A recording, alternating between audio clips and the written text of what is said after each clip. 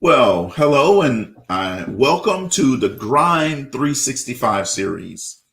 You will learn more about this GRIND365 series in the coming weeks and months. It's a new movement that is about to take hold. We are going new places. We're going to make new discoveries. We're doing new things, and sometimes that requires bold commitment. And we want you on board as we make this transition to Grind 365 series. This is episode 1 of a 3-part series, and this series is about mindfulness. On this day, on today, I want to talk with you about handling anger in a healthy way.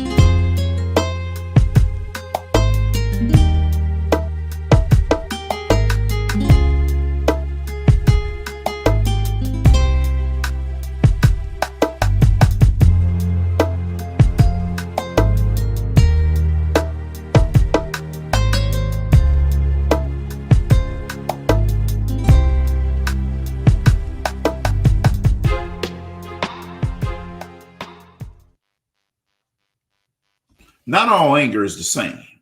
Did you know that there are healthy and unhealthy ways to manage anger?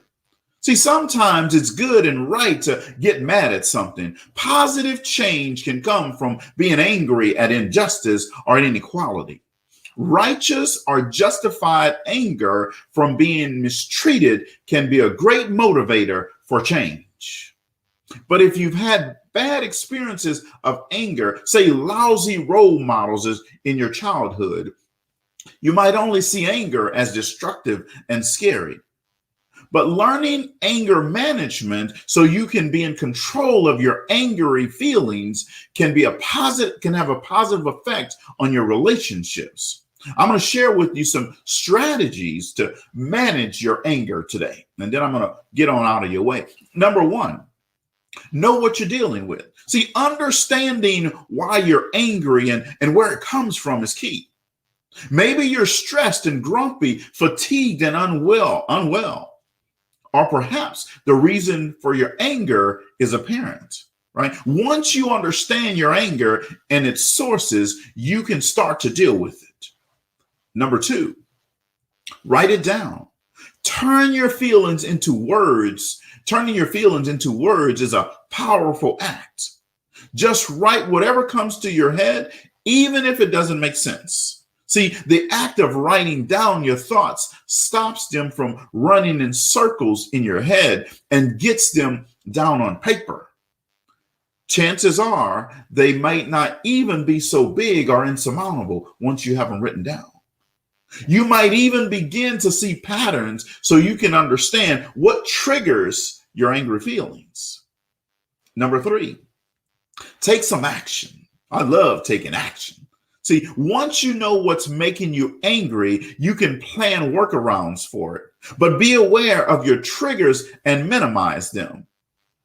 That can mean making sure you eat properly to avoid blood sugar crisis. But get enough rest, right? Get enough sleep, exercise, and take time for self-care. I can't express it enough. Take time for self-care. See, you won't be able to avoid being angry sometimes, but you can take control. So when you take control, what you're doing is helping to make sure that you're not vulnerable to anger and frustration. Number 4, don't brood about it, right? Brood means think deeply about something that makes you unhappy. See, brooding on the cause of your anger is actively unhealthy. It's unhelpful and it's unhealthy.